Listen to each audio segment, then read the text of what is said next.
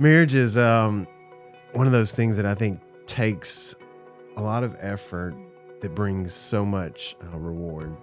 Like anything in life worth achieving or being a part of, it takes a sacrifice. And one of the things that in marriage is so important is to put your marriage in the rightful spot.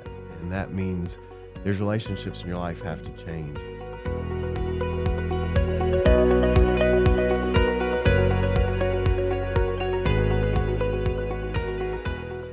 Welcome back. This is another episode of the Redeemed Man podcast, and I'm Nate Dewberry. And today I have with me my wife, which is super exciting. I'm often looking forward to the guests that we have on the show, each of them with new perspective and experience. But today it's especially fun to have my wife on the show. We're going to talk a little bit about our relationship and about relationships in general. It's the month of February, so everybody's at least thinking about their relationship or the relationship they would like to be in. So we're going to spend some time today talking about our relationship, and hopefully you'll gain a little bit of insight into who we are, but then also maybe something the Lord will use to encourage you in your relationship or challenge you a little bit. So welcome to the show, babe. I'm excited to be here. I think there's been, I got to be on last year, and so much has happened for the Redeemed since then. So I'm excited to be here with you and enjoy it and take it all in and get to be a part of something you put your hand to every day. It has been a fun year. It's crazy to think about all that has happened in the last year, and you've been along for the ride. She's seen the ups and the downs and the challenges along the way. And been a super helpful part of everything that's happened, especially with our Restored event with Tim. Liz played a phenomenal part in that and making sure our volunteers were organized and ready and prepared for the night. So thank you for all that you have done. But most importantly, thank you for being beside me, encouraging me, supporting me in days where I doubted my abilities or was fearful about something that was coming. You were there to really help. And so I really appreciate that a lot. You're welcome. Love it. So let's jump right into our relationship and let's think right. back over the last year. Here we I go. would like to know something that you think was one of your high points from our relationship this last year. Oh, wow. High points from our relationship?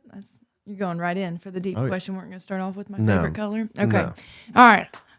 Favorite high point for us this year, I think just, we've both been, in ministry now together, separately in a sense. Like I get to work at the church and you do everything here with the Redeemed. But I think my favorite, I'd probably have several high points for us relationally with that is just being in the same kind of line of work and being able to come home and share just what your day's been like and really understanding maybe the highs and the lows. And so I think you've really just encouraged me in that. But that would be one of my high points for me this year is that even though our work is different in the function of it, but just overall, both in ministry. And I'm just thankful that we get to talk about it. When we first got married, I was in the Army, you were in landscape. Yeah. And other than us talking about the weather and the impacts of our day, we really couldn't relate as much. And so I'm thankful for that. What about you? Yeah, so I definitely think that's an important part of kind of our journey in the last year is, doing ministry together, even though, again, different arenas in some way, we're both really seeking to build God's kingdom and impact people's lives, which is very different than the Army or landscaping, because in those areas, there's a customer service or a focus on a operative or something that's supposed to happen. And yet in ministry, it really is people that you focus on. Everything we do, from this podcast to small groups to the things that you do with organizing and preparing volunteers to pull off services, is about people. It's about seeing people take steps toward Christ, to grow in their relationship, to even come to know him first. So it is fun that we're getting to do that together. No doubt. When I think back over this last year, I think about specific things that happened. And for me, one of those was our time in New York. You went to college in New York. So for us, even though there is an age gap, so we're 7 years difference in age, but with college, we have 10-year gap. So I'm celebrating my 20th year out of college and you're celebrating your 10th year out of college. And so we went up to celebrate your 10-year reunion, and that time was very special for me, not only the time that we got together, but just knowing what a pivotal role West Point played in your life, your development, who you are, and the joy that it brings you to go back. It's always fun to watch. You love New York, and you love the Northeast, so it's fun to see you enjoy some of those things, from apple picking to rock climbing to adventures there in New York. So that was a lot of fun. I loved it. New York was awesome. We'd definitely go back together. Hopefully we can take the kids soon, but definitely a high point for me as well is just getting to travel with you and be outside and all the things. So it was definitely a highlight for me in my top 10 of the year, if you will. Well, we've talked about the high points, so that's easy. What about some of our challenges? What has been one of the things that we have navigated this last year that has stretched us, that has pulled us? Because marriage, oftentimes, I think people think if it's good, it's easy. And the reality of it is, I don't think that's necessarily the case. Yeah. So what's one of the low points is what you're asking? Yeah. Or one of the harder Yeah, times? one of the harder, or one of the challenges that we faced in our marriage. Maybe it's not a specific instance, but something due to even what we're doing together that has caused strain. Yeah, I think a little bit of what I said was one of the high points was us both doing ministry. Yeah. But that also, not that that's a low point, but sometimes the rhythms of ministry and what you say yes to, I think is, it's not a 9 to 5 job for either of us. And so I think that probably is one of the tension points that I think we walk out weekly, monthly. Yeah. And then I felt that annually just with, Sundays are a very full day for myself, which I love Sundays. I love what I get to do. I wouldn't trade that for much of anything. Work with a great team, have an amazing boss, but the rhythm of our week with being a blended family and kids. Hold on. Let me correct you. I don't know that Kyle would like you call him boss. Well, he is a boss. he's a great leader, but I the rhythms of that. If you have a conference or something like that, and just trying to, I do from my time in the military and just growing up, I've always appreciated consistency. Yeah. And so when your calendar is up and down, and not one month is the same or not one week is the same, I think that's been probably one of the biggest stretching points for us this year in our marriage, but even in our family. The kids are getting older and you want to maximize every moment with them. And so when sometimes your calendar's different one month to the next, and trying to plan things to have those moments, I think it's been a part where that's been hard for me, but it's also been really sweet to know how much I enjoy certain things that I miss with my family, and knowing that's part of the sacrifice of what we've said yes to as a family, for sure. But that's been one of the stretching points for me in learning how to balance my calendar when it's different. I feel like every week in the best way possible. I mean, I know that's what I get to do, but it has definitely been a challenge for us in some ways. When you think about that, what do you think we have done well or adjusted to with regards to that strain, and what do you think we still have to work on? Yeah, I think one thing we've adjusted well to is always trying to define the win. I think in marriage, if you can always get on the same page. I mean, just like when you're on a sports team, what's the win here? Well, we got to score more points than the other team. Great. So we're on the same page of what needs to happen for us to win. So it's the same thing in marriage. If we can define, hey, the win for us this week is a date night or a time for us all to watch a movie together as a family, or sit down at the table one night, and you feel like you can win together. That probably is it for me. And the second part of your question was what? What did you ask?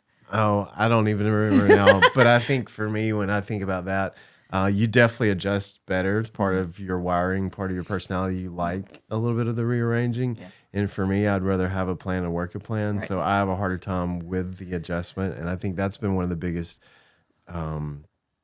challenges for me in this environment that we're currently find ourselves in, is how do I adjust to your schedule? And then even how do we support one another? Yeah. Because oftentimes it feels like I cannot do what I need to do to support you, and you cannot, because of running our races. And I think that's something that I want to see us grow in this next year, is how do we stay better aligned? That doesn't mean we're doing the same thing, but it definitely means that our priorities are aligned, our values are the same. And I think that's super important. Yeah, and I think you pursued that a lot this year, by the way. Looked back, I know probably don't feel like you did, but I was looking back at my memories from the year, and one of them was you working in the van while I drove while we were going to Birmingham Yeah. for my something I had for work, and just you've made sacrifices along the way. Even it might not feel like a big thing to you, but it's things I look back on. I'm reminded that we're always trying to figure it out, and that's part of it. Is you don't give up. So as long as you, what does it say? If you don't quit, then you don't then you don't lose. So you're not quitting. We're not quitting. So we're going to keep working at it this year. Yeah, it's so important in marriage, but in all relationships to not give up and not quit. I think it's so much easier for us to just throw in the towel and go, man, this is hard it's not worth it. And I just think in all relationships, the reality of it is the way we're presenting relationships and us talking about this month is to say real relationships. And real relationships are not all perfect and they're not easy, but they're worth it. People make us better.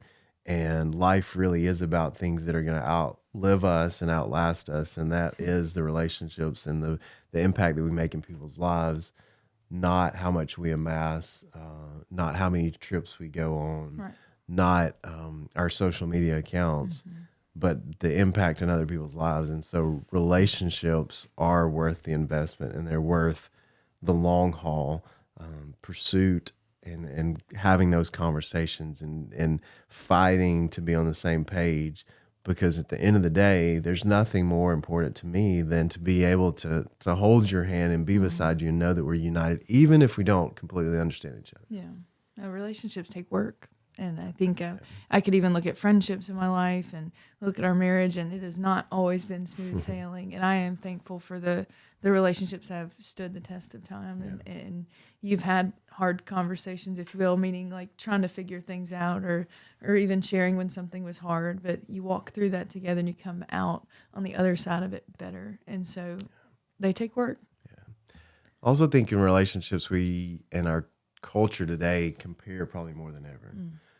We're so used to looking at what other people are doing, and we have an opportunity to at least feel like we're getting to see what everybody's doing more so than we've ever had. And so I think it puts the pressure on a lot of people to feel like they've got to live a life that looks like other people's. And that's one of the things that I think you and I constantly are learning is how do we do what's best for us, for our family, and tune out the voices and the noise that's coming in and trying to get our attention. Wouldn't you agree with that? Yeah, I definitely would agree to that. I think it's, looking at other people's life, and you have the ability to through social media or, there's just so many ways you can see what someone's doing or how they're doing it. And you really just got to decide what your yes is as a family and for your marriage. And I, personally, I don't think I have struggled as much looking at someone else's life or been like, oh, I wish I had that, or I wish I drove that or had that vacation, because of the security I've found in what we've been able to build together just by God's grace and God's mercy, not by our, but just so much. I'm so thankful for our home. And I know you would go, well, I wish we could redo the kitchen. And I agree, but I'm just so thankful for everything you've brought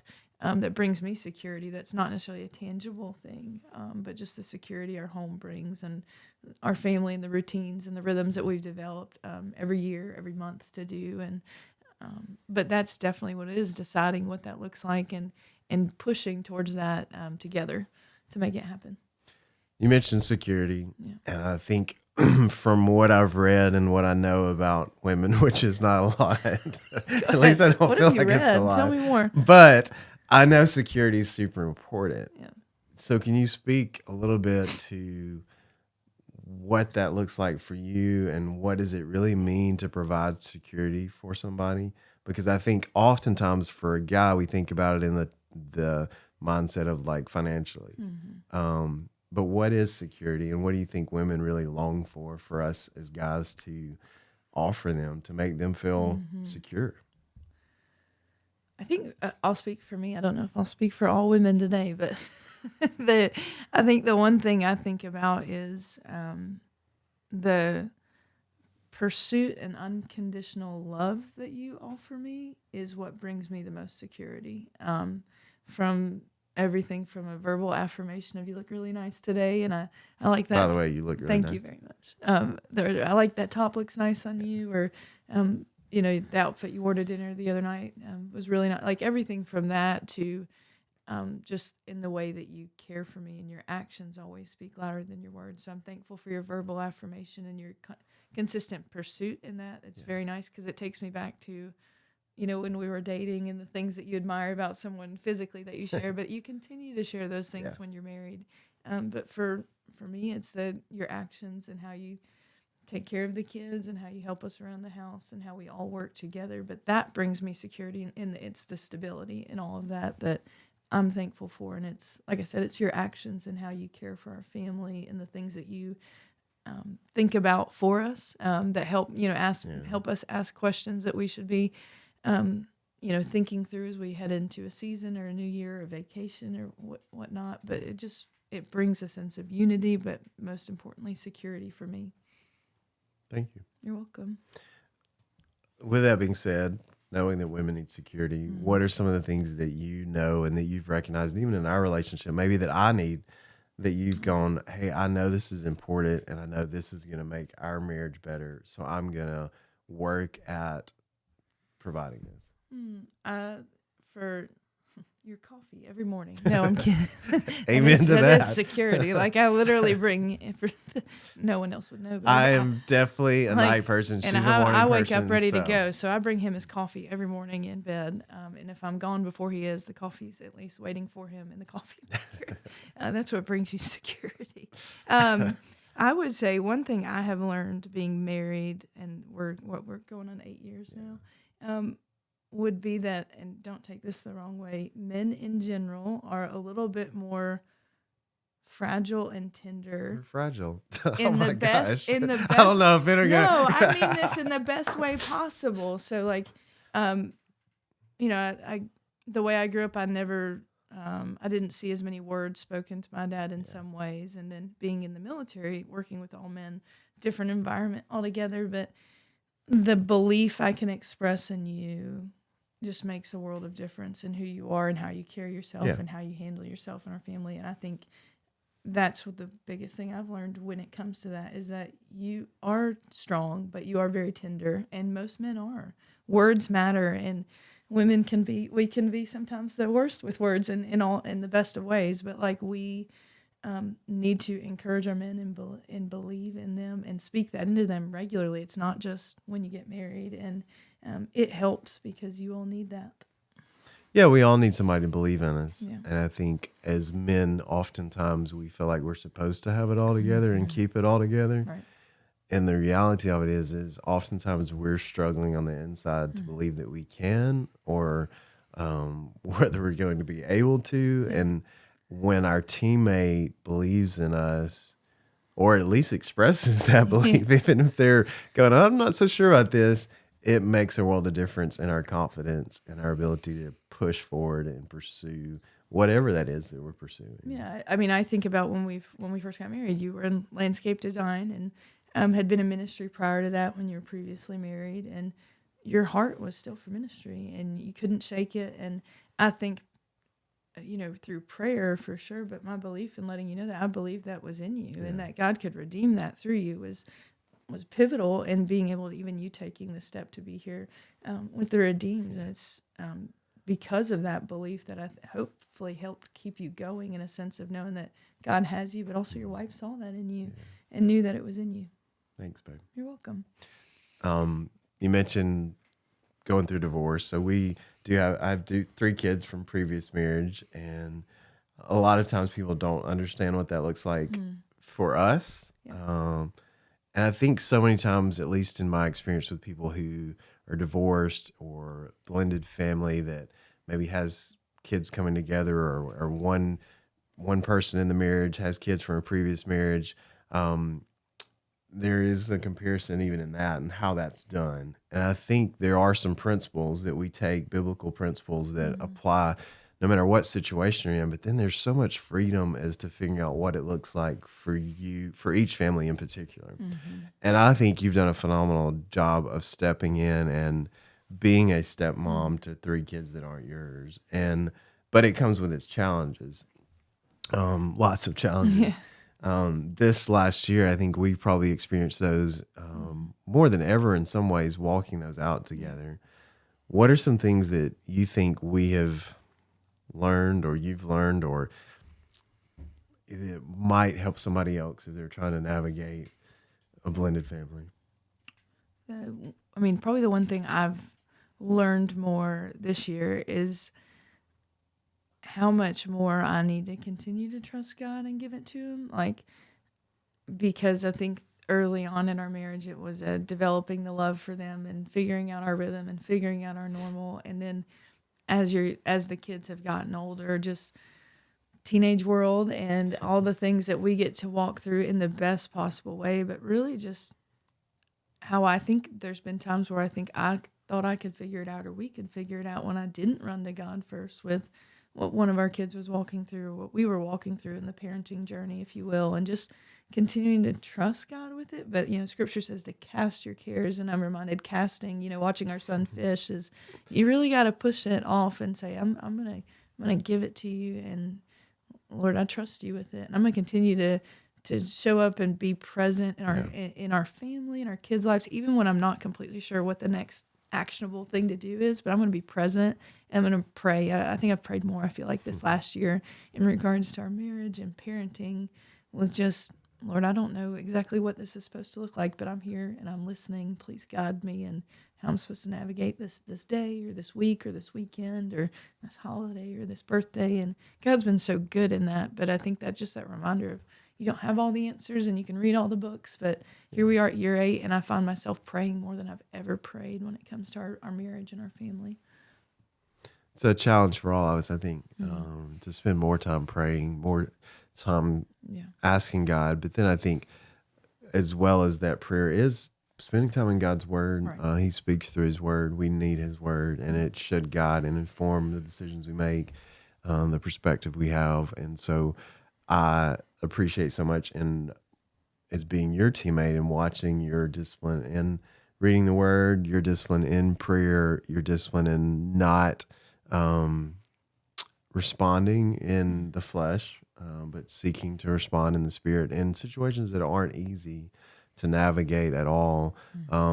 We had my youngest child recently move to live with us full time, which has not been the case for the last 10 years. And that's a huge change. It obviously impacts me. It impacts you. It impacts the other kids involved.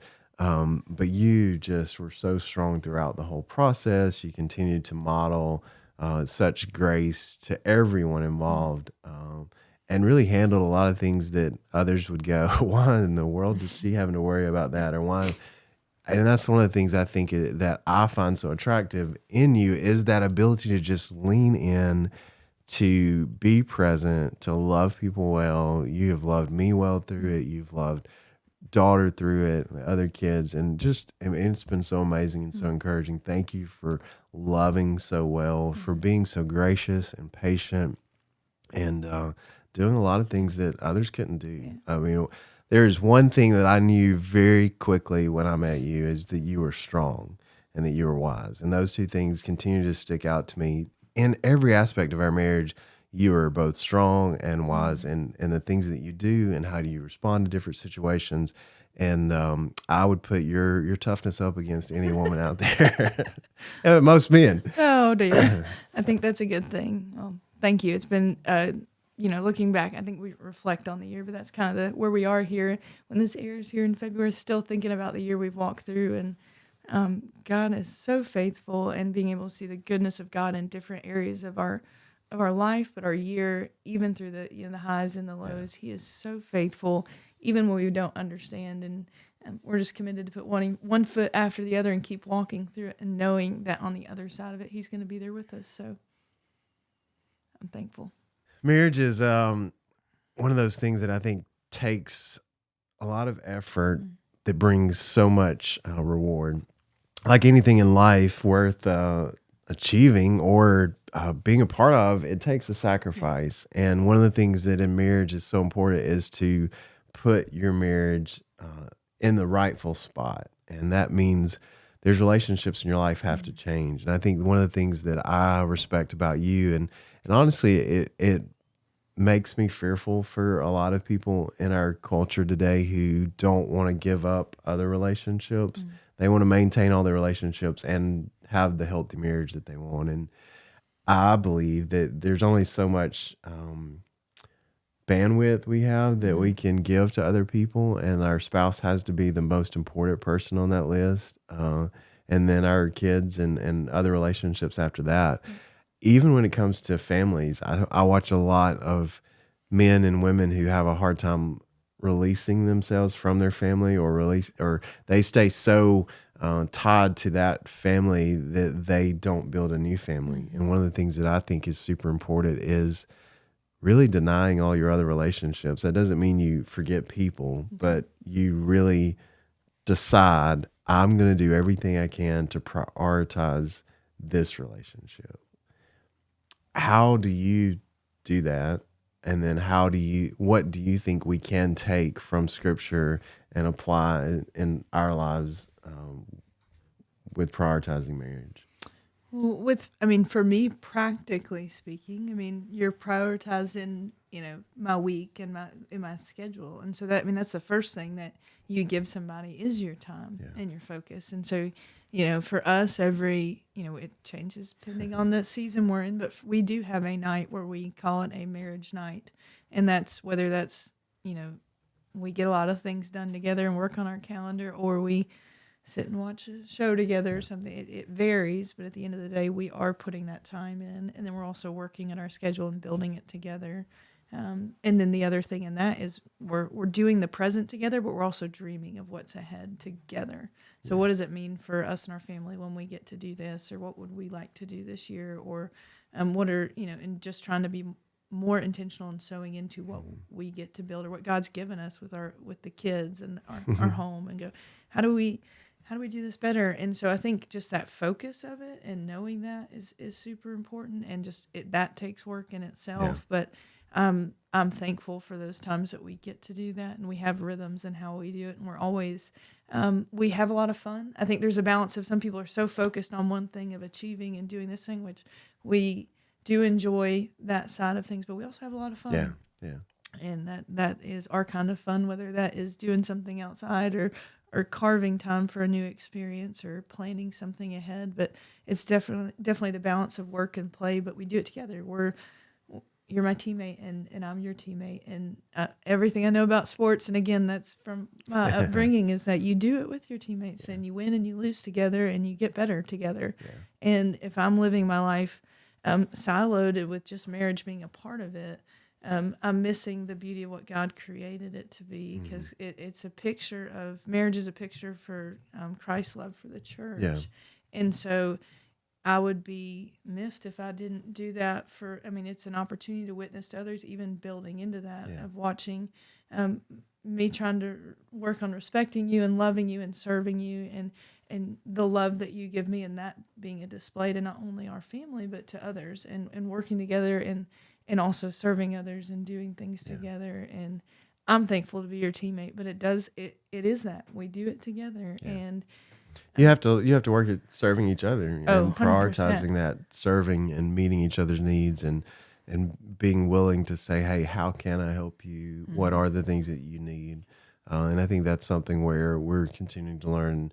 We're continually learning how to have the right conversations to make sure that we're hearing each other and providing what each other needs. And that changes from season to season. No, it definitely changes. And always looking for ways to try to help you in some ways, and you're trying to figure out ways to help me in the season that we're in. And that takes a lot of communication, and and working at that together is important, but it's also fun to kind of, as we change and we grow in every season. And so it's been even interesting for me to watch you change in some ways, and learn to adapt to those changes and to meet those needs of something that would really serve you in that week or that season that you're in, and figuring that out.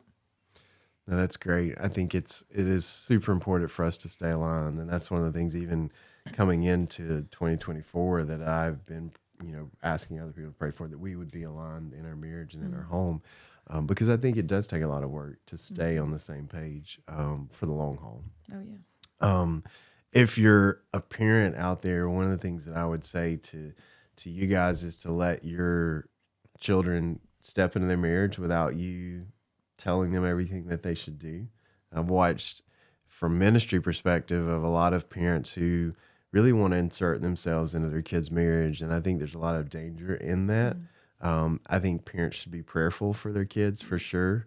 But I think you want to create a space for your children where your kids will come to you to ask, not you having to share and insert yourself. Because I think people hear you so much better, and you gain so much more. People listen so much better when you give them permission to share. Yeah. Even if you have something you want to share with your kids, it's better to say, "Hey, do you mind if I share this with you?" Because I think I hear so many parents inserting, or my kids should, and even saying that in front of them, and I think it creates a lot of tension because you have to remember that there's two different families coming together.